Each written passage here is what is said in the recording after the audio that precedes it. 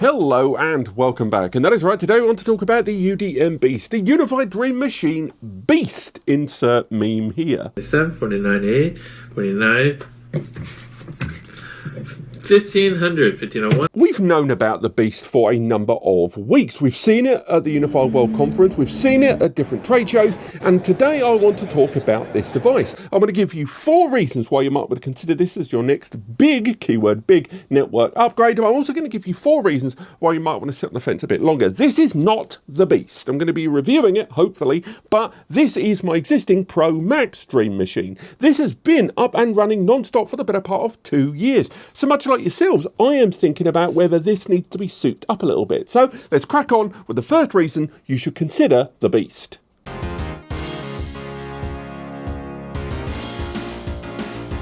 Everyone seems to be focusing on the network connectivity of the device and not really thinking about what's underneath the bonnet. And as someone that talks about NAS, I'm very curious about the CPU. It's taking advantage of the N2. This is a Neoverse ARM v9 processor. It's probably going to be one of the first I've ever had my hands on.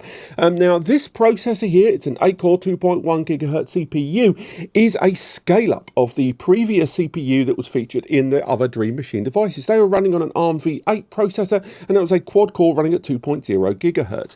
Upgrading from the V8 to the V9, this CPU is server data center class. It's moving away from CPUs and kind of more in alignment with a DPU, a data processing unit that really does focus on massive throughput to be taken care of, with around 35 to 40% increase in individual computations. That's instructions being handed to the CPU at every single clock and cycle. Alongside that, utilizing less power to get the job done, which on a switch in terms of overall power utilization, but also just in terms of lifespan of the device, is always going to be massively, massively appealing. Ultimately meaning that you're going to use less oomph to get the job done, ergo, more things can get done at a given point. That CPU is something that UniFi is similarly going to roll out across the board with updates down the road as the years go by and they upgrade and refresh different model lines, and these are going to be upgrading from the ARM v8 processor into the V9. In real terms, what it means is a lot of the time you see these big bad switches with incredible network connections. A lot of the time, the network connectivity isn't actually the primary bottleneck. It's the internal hardware being able to manage all of the mad S going on. And having a CPU inside that's got that much capability, but also that much throughput, both encrypted and non-encrypted traffic, is all going to add up to the CPU no longer being any kind of long-term bottleneck as the scale out of your operation continues.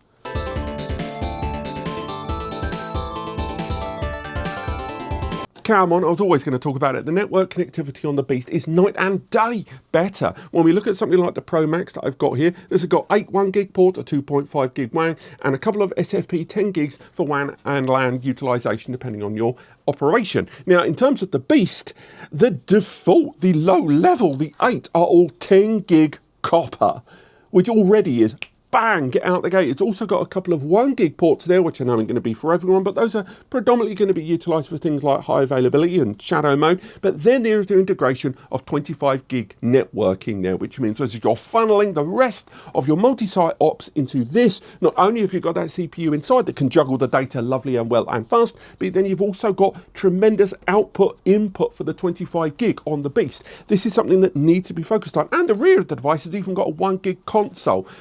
So again, in terms of physical network connectivity, it is unparalleled against the rest of the Dream Machine series, and the gateways indeed. Until you get to something like the Fortress level and the Hyper Industrial, this serves as a great middle step between the Dream Machines, which are fast looking like entry level compared to this device, and the higher enterprise scale where you are starting to spend 5 figures.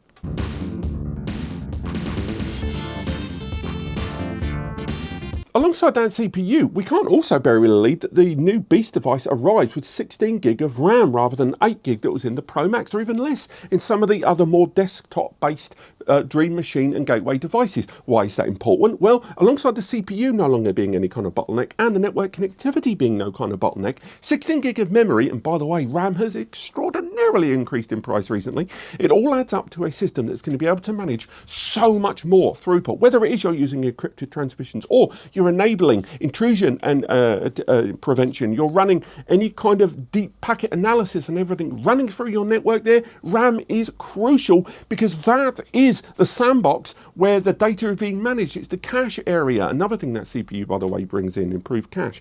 But that amount of memory increase over something like the Pro Max is significant in pretty much every single one of your processors. And don't ask me how I kept that camera on my lap. But how does that CPU memory play out in real terms, in an actual UniFi large-scale deployment? Well, let's look at Protect, for example. The Beast can support, they say comfortably, 40 4K cameras simultaneously, managed within Protect on the Beast device. Compare that against the Pro Max, 15 4K cameras. What about HD cameras? You can do 100 HD cameras simultaneously on the Beast. You can do 50 on the Pro Max. That's a huge scale up there for those that are just relying on HD cameras, but spread out quite well. What about UniFi client devices? You know, your APs, your little integrations that are dotted all around the place that are all going to be managed by this device. Well, again, we can talk about Fabric as we've done in other videos, but those larger scale deployments from within the Beast device, you can control 750 UniFi devices there. Actually says in excess of. Whereas on the Pro Max, it is 250. Again, an enormous scale up there.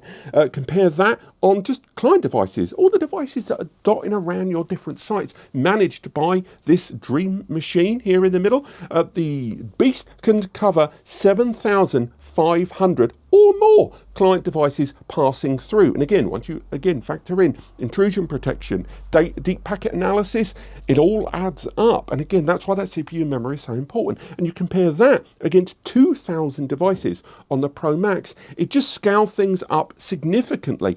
And once you start looking at the actual packet analysis passing through, with the Beast covering 25 gigabit of traffic there within the hardware boundaries, and you compare that against just 5 gigabit passing through on the Pro Max, the scale up there that is brought by that CPU memory is significant.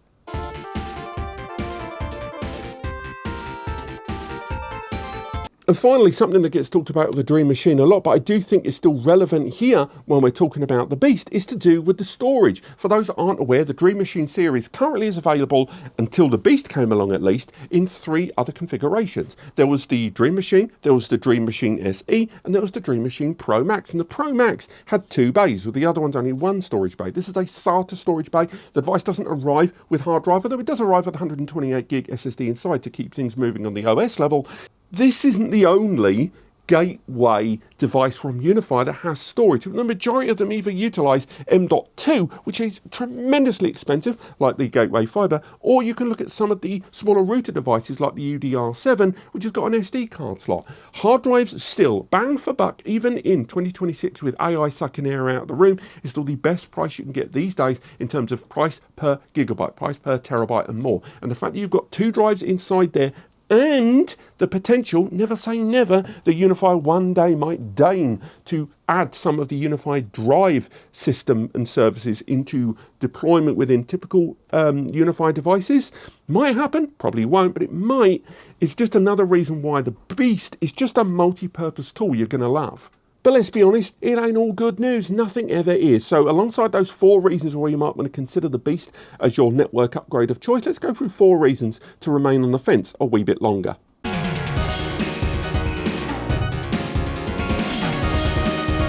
Come on, you saw the thumbnail, you knew what was coming. That price tag is not going to be for everyone. Now, when I was at the UniFi World Conference event last week in London, I did meet quite a few people, and if you did meet me, hello, sorry I was so awkward.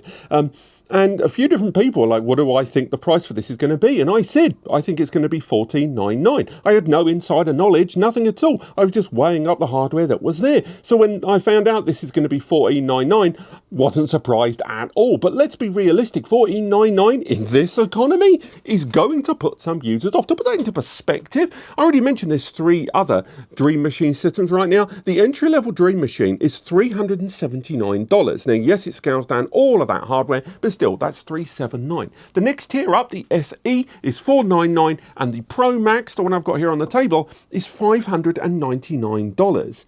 The Beast is almost 3 times the price. Yes, it scales up the processor with something way more bleeding edge than we've seen before from UniFi and a lot of their hardware. Also, in terms of network connectivity, it is unparalleled.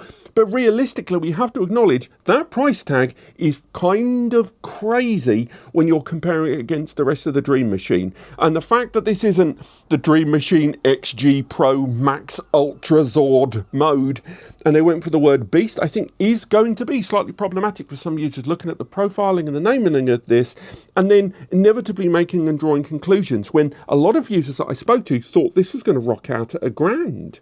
And I'm by no means defending UniFi, I'm calling it as I see it. I don't think they could release this device for $1,000, not only because of the hardware, but also because of the rest of the portfolio. Because when you get this device, and we'll get onto this more in a bit, when you factor in the rest of the UniFi systems right now at 25 gig, even if you wanted a 25 gig switch alongside this, the cheapest 25 gig switch you can get right now is $899. That is a brainless switch, and that is the Pro AG, and that's the high cap version. That's 28 times 10 gig ports, and it's got 4 25 gig ports there. So that is a brainless device compared to a Dream Machine, and that's already at $899. This was never going to be close to $1,000, and that scales up, by the way. If you want to go for, say, the Pro XG version that mixes up and introduces a little bit more copper rather than reliant on SFP, that rocks out at $1099. And then when you look at the PoE version,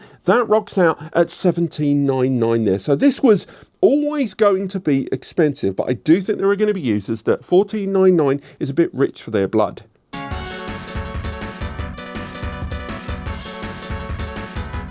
The lack of PoE on the Beast, I'm going to say, it's somewhere between annoying and bothersome. And I'm not the only one that felt that way. Lots of punters at that UWC event that saw the Beast for the first time were kind of disappointed that there wasn't even just one PoE. This Pro Max here has got a PoE in it. And I'll tell you right now, I have used that PoE port regularly. For example, I attached an AP, because remember, this doesn't have innate Wi-Fi connectivity, and yes, you could run it into a switch and run multiple APs, but just the idea in close proximity that I could have a Wi-Fi AP PoEing out of this has been useful. Maybe it's because I want to attach a camera, or realistically, UniFi are always cooking stuff up and in the back end releasing integrations with PoE or with PoE integration in some form. Whether it is I want to attach one of those little mini PoE switches onto this device rather than a big hulking great switch there. The lack of a PoE port on the Beast feels weirdly penny pinching once you hit $1,499.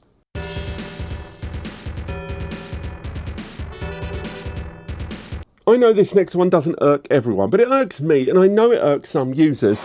Much like the Pro Max, the Beast arrives with an internal PSU and the redundant power backup unit support from UniFi, that big old rack mount device that's got multiple power inputs that ultimately serves as a singular redundant power failover for the connected devices. Not really running like a UPS, although of course there is a rack mount UPS available from UniFi. I just don't like a rack mount device that has a unique internal PSU when I already know the brand has some systems that have removable SFX or rack mount PSUs that I can just pull out and replace when needed and just have a spare on the shelf. I'm not saying this has to have two, although I'd like it to have two, and the fact that it has got deeper, so for example the actual new Beast device is around this much bigger. I'm just using the switch that I've got here. There's an extra bit of space there, presumably for improved cooling because of that M.2 CPU.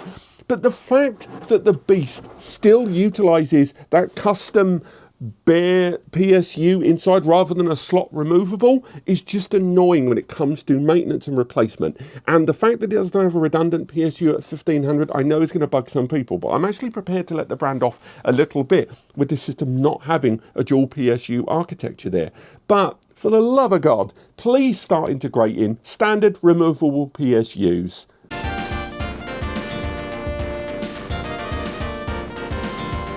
And this next one is probably blisteringly obvious to anyone that's ever owned a Dream Machine, but I do think for those that are making their first steps into this journey and going big or go home, are going to be looking at the Beast and maybe don't realise that, frankly, the Beast isn't enough. And by enough, I don't mean power, I don't mean throughput, I mean the beast on its own is a central high-powered control unit that needs you to invest in the rest of the infrastructure. It is a gateway in the truest form. This, although it has multiple ports, is at its best with a separate switch. You're going to need to put a switch on there. That switch is going to need 25 gig inputs because you're going to need to take advantage of the 25 gigs of the beast to channel all of those cameras, all of those VoIP lines that are going into bridge devices around the place. Whether it is you're going to be utilizing those APs for Wi-Fi connectivity you already touched on, the integrations that you can put into the UniFi network.